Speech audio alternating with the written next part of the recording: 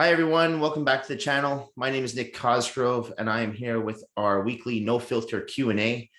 This is the episode where I answer all questions related to diet, training, and supplementation that I've received over the past 7 days from clients and some of my online followers. If you have any questions with regards to your training, your diet, or supplements that you're taking or thinking about training, please feel free to send them to me at nick@foreverfitperformance.com.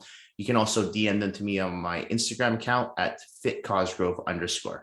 I'm always happy to answer any questions that I can. And if I don't know the answer, I'll refer you to someone that probably can help you with your questions. Okay, so let's get started with our first question of the day. That is, why do so many people walk on an incline on the treadmill while holding onto it? Doesn't this defeat the purpose of walking on an incline? Yes, it does. I'm guilty of doing this myself, though. I used to do this back, I wouldn't say when I was 17, 18 years old. Back then, I used to train at a bodybuilding gym, and all the old school guys from the 90s were walking on, they'd do their cardio and they'd be walking on this steep incline while holding on to the treadmill. And I remember asking a few of them, what's the purpose of this? And they used to tell me that their reason for doing this was for bringing in their hamstrings and their glutes. In bodybuilding and fitness competitions, we have this, what we call a glute hamstring tie-in. So a lot of judges, they'll look for that when the bodybuilder or the fitness model turns around, and they'll look at your glutes and your hamstrings and see that tie-in and see how tight it is. So the belief was at the time that walking on an incline would help harden this area, tighten it up. Now, if you ask me now, after 20 plus years of working in this industry, if I think that's true, no, I don't. I think walking on an incline is great if you can do it, but I think holding on to the treadmill does defeat the purpose of the intensity that you're trying to create. So I don't recommend to any of my clients to walk on an incline on a treadmill while holding on to it. Walking on an incline, yeah, I do think that can help build up your glute muscles for sure. Hamstrings, maybe a little bit, but as far as hardening and tightening that area, the weights are going to do that. Weights and diet. Cardio is going to help strip the body fat. So I personally don't walk on an incline anymore. When I walk on the treadmill, I usually walk on a flat, or I might walk on a slight incline, but I'm not holding onto the treadmill. So yeah, I agree. I think this defeats the purpose. I really don't think anyone should be holding on to the treadmill. I think what's happened is what the bodybuilders from the 90s were doing has been passed down through generations. And, it's the kind of the monkey see, monkey do scenario. So you just see people doing it because they see other people doing it. But if you ask me, I don't think it has any benefits. And I would recommend, if your sole purpose for doing cardio is to burn fat, I would be doing that in the most intense way possible, right? It doesn't mean you have to go sweating balls to wall on cardio, but you should be getting your heart rate up. So if you're holding on to a treadmill, that's easy, right? So I like to do a brisk walk, and I find I get a good sweat when I do that cardio. I only do cardio for about 20 minutes a day, and it's just a walk on the treadmill, but it's a fast walk. I usually go at about 4.5 miles per hour. And that gets my heart rate up. I get a good sweat doing that. And I actually just walk on a slight incline, or sometimes I'll walk on a flat, depending on how my legs feel, if it was before leg day or after leg day. So I wouldn't recommend holding on to the treadmill, walking on an incline. I think that's just something that's been passed down through generations, and I don't see any benefit to doing it. Okay, next question. Hi, Nick. Are there any exercises that can help correct erectile dysfunction? None that I'm aware of. I've read some studies on pelvic floor exercises that you can do to help strengthen your pelvic region. But as far as erectile dysfunction, I don't think there's any specific exercises that would help. That's usually a blood flow issue to the penis, or it could be another issue, maybe a mental issue with stress, fatigue. Maybe you're not so healthy. So one of the things it comes down to too is blood flow, right? So when it comes to erectile dysfunction, one of the things I'd recommend is get your blood work done and see what's going on there first. If you have no clogged arteries, everything looks good, no heart conditions, then I would start looking at lifestyle. Are you eating clean? Are you getting enough sleep? Are you exercising regularly? Those are things I would be looking at. I wouldn't be looking for a specific exercise per se. Of course, there's medications as well, but if you're looking for a natural route first, those are things I would be looking at. If it were me, I'd be thinking, okay, well, what's my diet like? Do I get a lot of trans fats in my diet? Do I get a lot of like junk food? Am I drinking a lot? Alcohol too, that's not good too if you're having problems with ED. So I think sleep's very important. Managing those stress levels, obviously working out's a big one too. I tell a lot of the men I work with, when they work out in the gym, that's going to help elevate testosterone levels, create a high, strong libido as well. I talk to many of my guys that I work with, and if they're training in the gym with me 4 or 5 times a week, their libido is strong. Their energy levels are good. So I would be looking at making a few lifestyle changes first. And if it's not, then yeah, get some blood work done. Get maybe some look on your heart. Maybe you just see if you're having heart issues, but usually blood flow is a big issue too with ED. So for exercises, specific exercises, none that I know of. I have never heard of any specific exercises that can help with that, with erectile dysfunction. But hey, if someone's watching this and they know, send them to me. I want to know, and I'll put them on the channel. I'll let you guys know. But as far as I know, no specific exercises that help with erectile dysfunction. Next question. I can't feel my triceps working when I train them. Do you have any recommendations as to what I can do in order to feel them better during my workouts? That's really common, actually, especially with muscles that we can't see. So triceps are one of those muscles that are behind, right? We can't really see them when we're contracting them. Biceps are easy. You can feel your biceps. If you're at the gym and you're looking in the mirror, you're training your biceps, you can see them. Triceps are a little bit more tricky. Same thing with the hamstrings. They're really hard because they're behind us. So it's really hard to create that strong mind to muscle connection. So one of the things I'll have my clients do if they're having issues contracting their triceps is, let's say we're doing a tricep cable press down with one of those straight bars. I'll actually get them to pause on the down phase for a 1-2 count, sometimes a 1-2-3 count, just so they can get that extra squeeze. So they might have to go lighter, but after I get them to do 12, 15 reps of coming down, hold, 1, 2, up, 1, 2, up. When they hold it at the bottom, generally after 12 to 15 reps, they really start to feel that burn. So static contractions are really important when you're having a hard time feeling a muscle contract.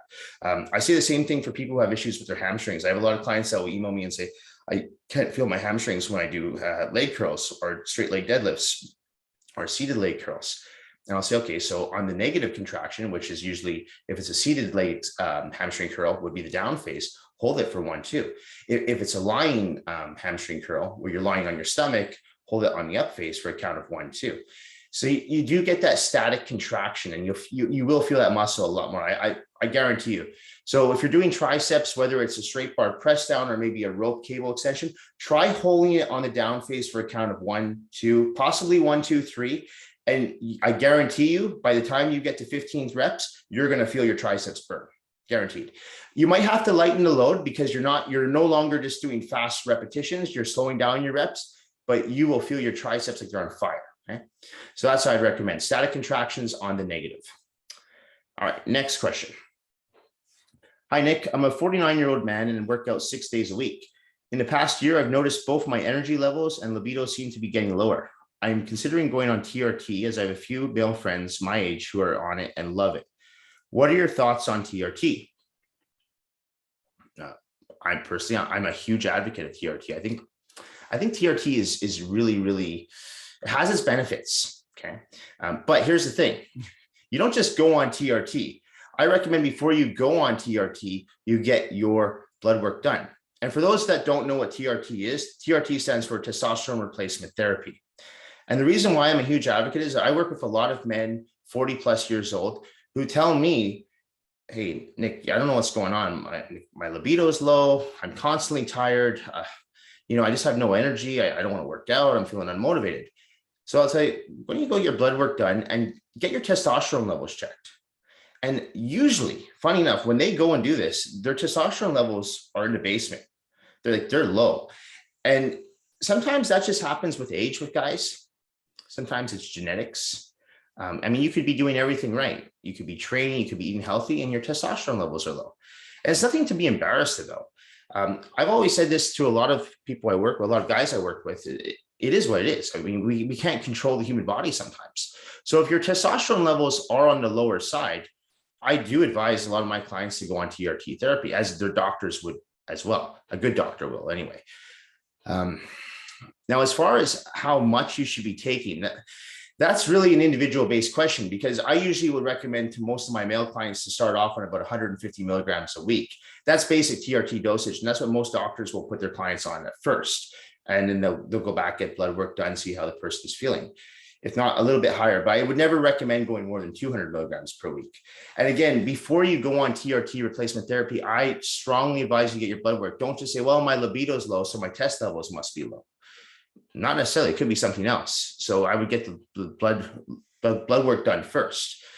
Now, if those levels are low, I mean, you say you work out 6 days a week and I don't work with this person, the next thing I'd be looking at, if you want to take the natural route first, would be looking at your diet.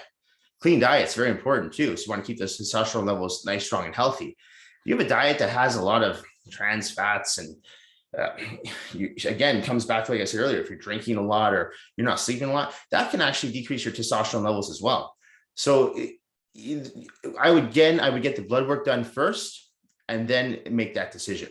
But as far as TRT, I know lots of guys who are on TRT and they all say the same thing. They love it.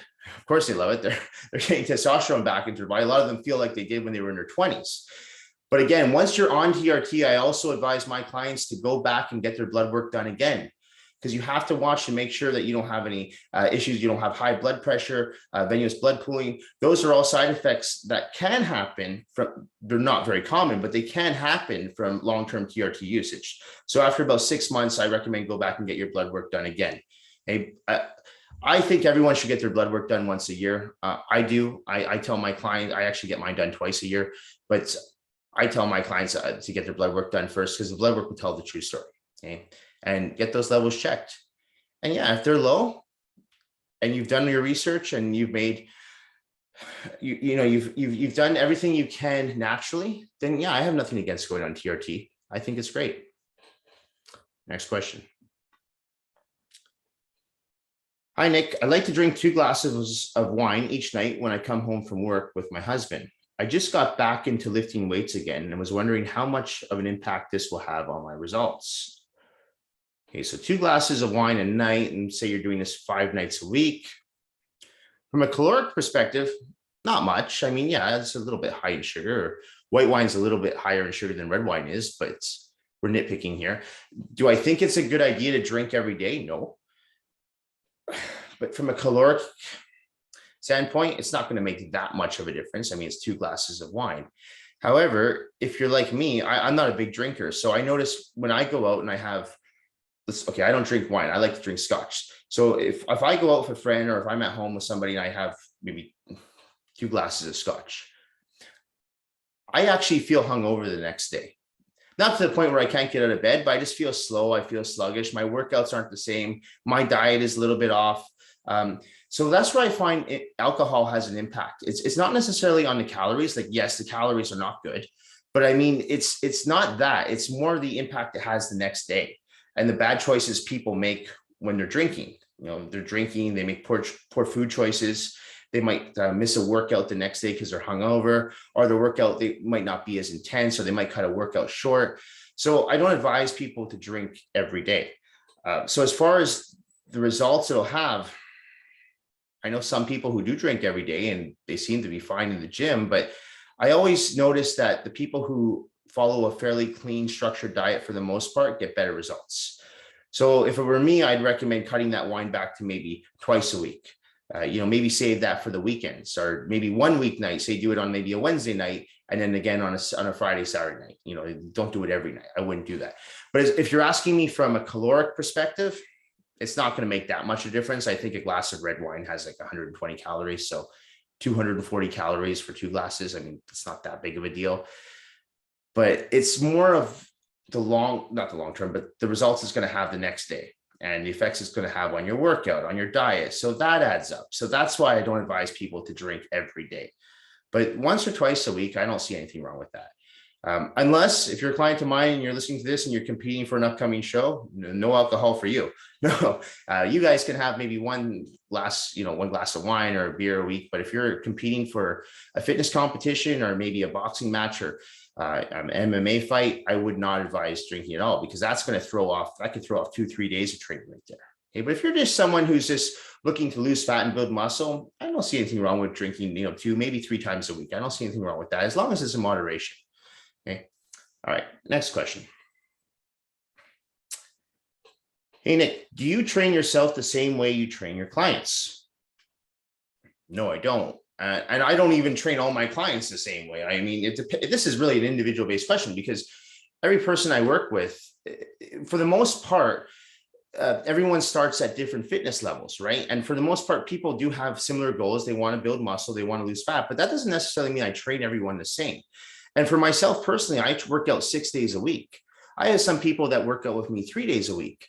So why would I put them on the same split that I follow at 6 days a week if they're only working out 3 days a week? My typical 6-day split would be chest day 1, back day 2, shoulders day 3, bis and tris day 4, quads day 5, hamstring, calves, glutes, and abs day 6.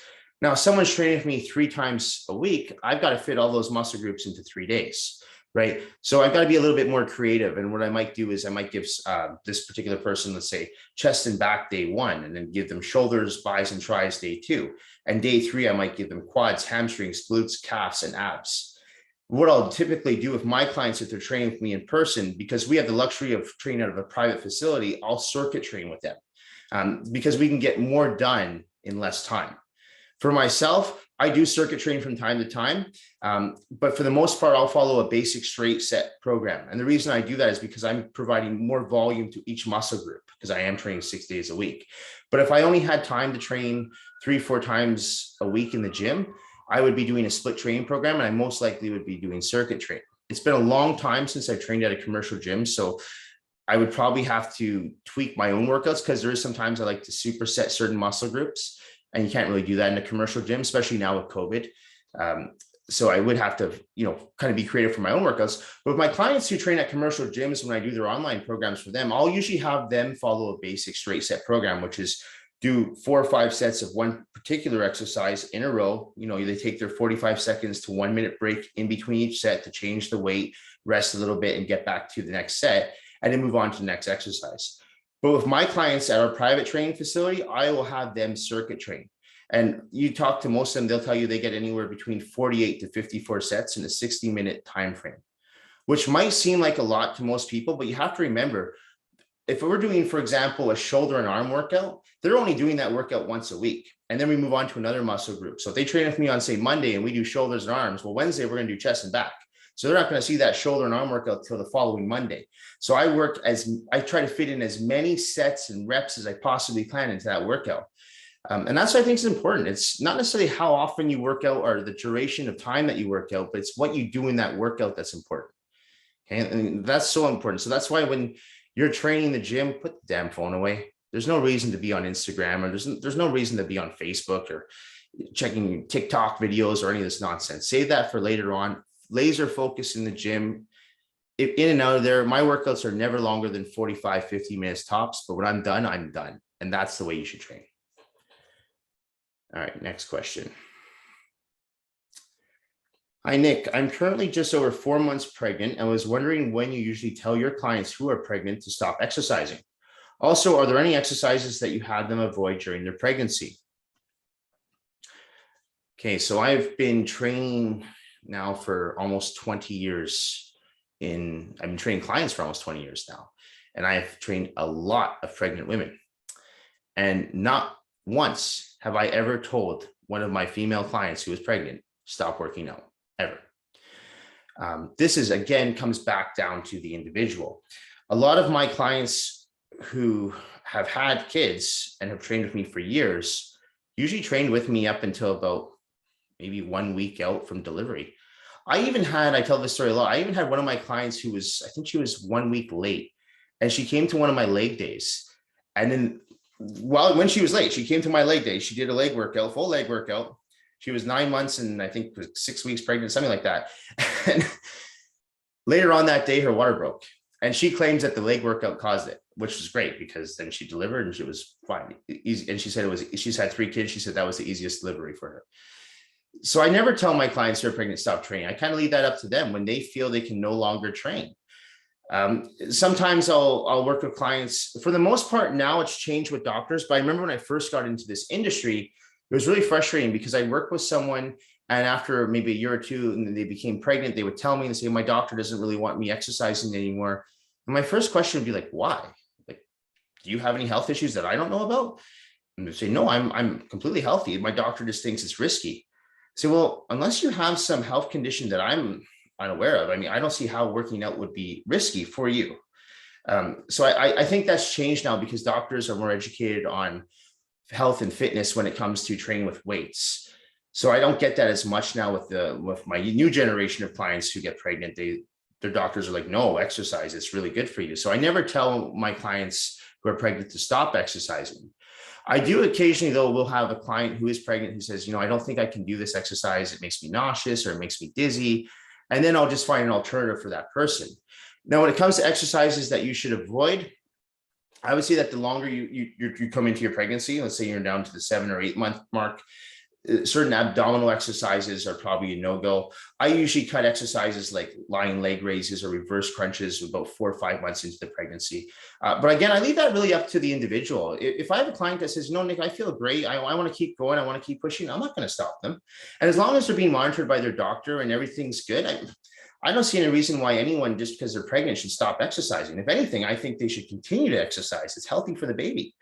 So I never tell my clients to stop exercising. And yes, there are certain exercises that we have to eliminate along the way. But again, that's based on the individual. There's no like certain exercises say, well, we can't do this anymore because you're pregnant. I've had some clients actually do abdominal work 8, 9 months pregnant. So it really depends on the individual. But a good trainer should be able to find alternative solutions for every client. So if a client has a physical limitation, and not just pregnancy, let's say someone has a torn rotator cuff, a certain exercise they can't do. A good trainer should be able to provide you with an alternative exercise that can work that area.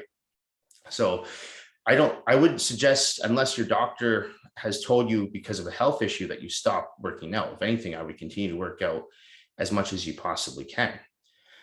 Again, I don't know this person per se, but I'm just saying if it were me, I would be working out and I would tell my client, as long as your doctor says it's okay, let's keep going. All right, next question.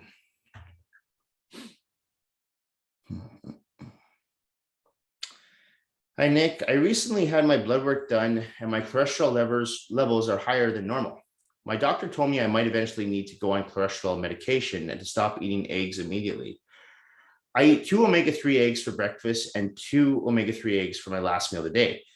Do you think the eggs are causing my high levels? My diet is really clean for the most part. Any help would be appreciated. It's not the eggs. I promise you, it's not the eggs. Reasons for high cholesterol levels, and you talk about your LDL levels and they're high.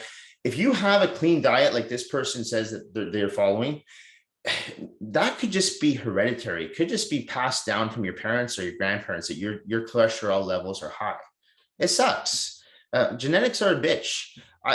I work with people who follow really clean diets. I have 2 guys I work with, and they've been doing my diet plans for years, and they train and they eat, and everything's perfect. I mean, they eat their 5-6 meals a day. They have their 1 cheat meal a week. They're in the gym 6 days a week. And both of them, their cholesterol levels are high.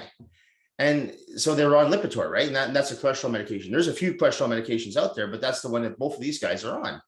And, it's frustrating because it's not the diet. In their cases, it actually just it's genetics. Now, if you're someone who has a lot of trans fats in your diet and you have a very unhealthy eating schedule where you're eating a lot of junk food and takeout and you're going to restaurants and you're drinking and your cholesterols are high, well, yeah, shame on you. Your cholesterol levels are obviously going to be high. And then there's some people, though, who actually can do all that and then their cholesterol levels are normal. So I think when it comes to high cholesterol levels, yes, a lot of it has to do with lifestyle, but sometimes it's just your genetics. So as far as taking out omega-3 eggs, which, by the way, as long as they're omega-3 eggs, and this is where I get a little frustrated with doctors, this will actually help your cholesterol levels. Okay, the omega-3 fats are good fats, so keep those in. I promise you, they're not causing your cholesterol levels to be high. Now, as far as those levels, I would have to look at your entire diet and see, you say you eat clean, but there might be certain foods in there that could elevate cholesterol levels. So it's very hard for me to diagnose the issue unless I actually take a look at your diet and say, okay, well, maybe we should take out this food, because there are some foods that can maybe not help with that, with your cholesterol levels, and we could take them down. With that said, though, if you do have to go on a medication like Lipitor, it's not a big deal. It's 1 pill a day, and it will help actually take those levels down. But I would not take the eggs out. I I don't see any science behind that. I would question your doctor on that. And this is not the first time I've heard doctors say no eggs because someone's cholesterol levels are high. That was the old school train of thought. And I would agree when it comes down to if you're getting your typical cheap eggs, maybe from a 7-Eleven or something like that. Yeah, maybe. But if you're getting omega-3 eggs, absolutely not. Keep them in. I promise you, they are not causing any issues for your cholesterol levels. Okay, next question. Hi, Nick. I recently started working online with a fairly well-known coach in the fitness industry. I've been working with this person for the past 6 weeks, but feel everything is fairly generic from the diet to the feedback and responses I get from him. Do you have any experience working with these types of online coaches when you competed? And if so, did you call them out on it or continue to work with them? So during the entire, I think it was 15, 16 years that I competed, I worked with one online coach, and I did feel that I was getting a fairly generic diet and very short generic responses to my questions. Now, I also realized that this particular person I was working with was very busy, and he probably had at least, I'm not exaggerating when I say this, 500 clients from around the world at that time. He probably has more now. So I understand that he was busy, and he's like me. I'm not nearly at his level, but I receive at least 100 emails a day. So I can only imagine how many emails that he receives from people a day. And so it's very easy to send back copy and paste answers or short yes and no answers without any explanation. And when it comes to the diet itself, here's where I'm going to defend these coaches, as long as it's a good diet. When I train a client, I have a lot of clients I work with online, I usually will start people off with a typical nutritional plan. Now, obviously, that plan might have some slight alterations based on the person I'm working with. If I'm working with a vegetarian, for example, I'm not going to give them the same diet that I would give a meat eater. But I do like to start people off with a fairly typical nutritional plan. I mean, we know which foods are clean, which foods are not. So looking for this, secret diet plan that's out there that's going to be different for every single person is ridiculous. That's not going to happen. But what comes into the actual component of the customized coaching approach is you make changes as the diet goes on. So if I start two people with a very similar diet with the same foods, maybe different portion sizes, because maybe one's a man, one's a woman, they have different training goals. One might want to lose weight, one might want to try to gain weight. I typically will keep in the same foods, but where I make the changes is based on their macronutrient values and the results that they achieve each week. If I'm working with someone who has a very fast metabolism, I might have to feed them more carbohydrates and fats. If I'm working with someone who has a slower metabolism, I might have to reduce those carbohydrates, increase their protein levels, and give them more cardio. So it's not that I think that every diet should be different for every person you work with. I think you should always start, as a good coach will start everyone off with a basic nutritional plan and then go from there, from that blueprint.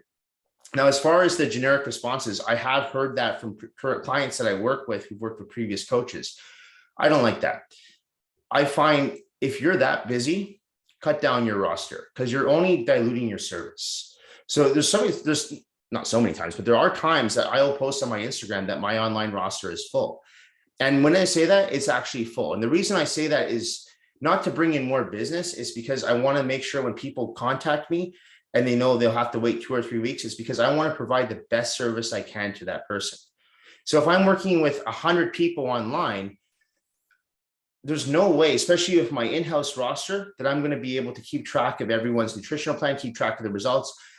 I would just be sending copy and paste answers. And that to me is not only is that unprofessional, but that's also dangerous.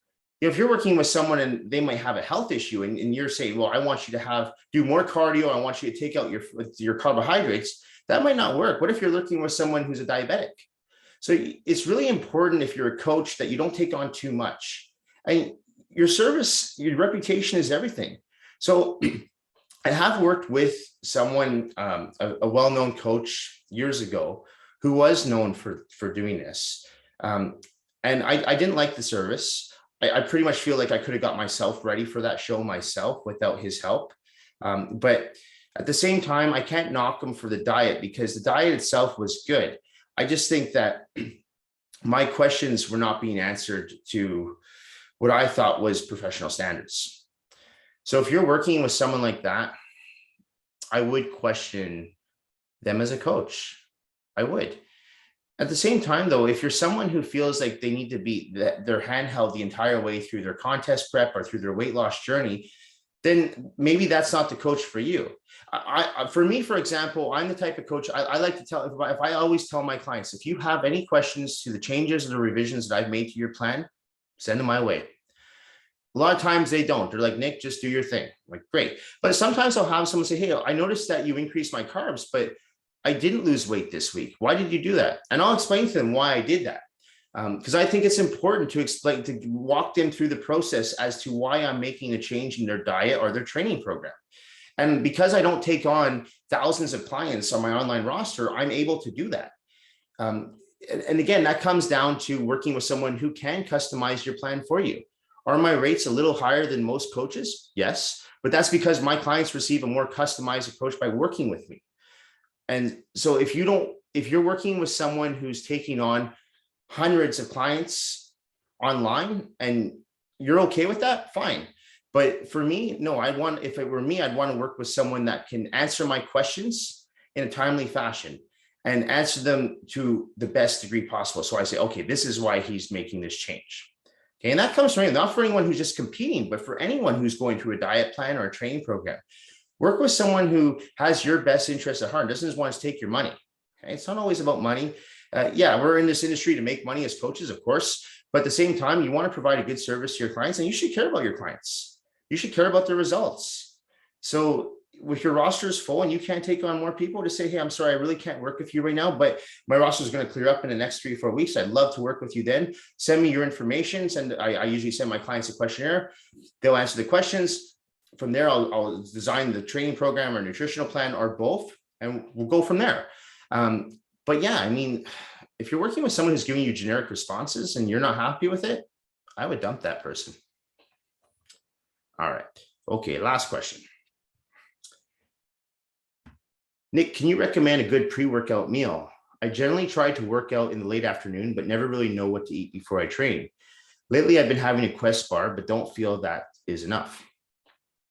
Okay, so pre-workout meals are pretty straightforward. What I typically will recommend my clients do, complex carbohydrates and lean proteins.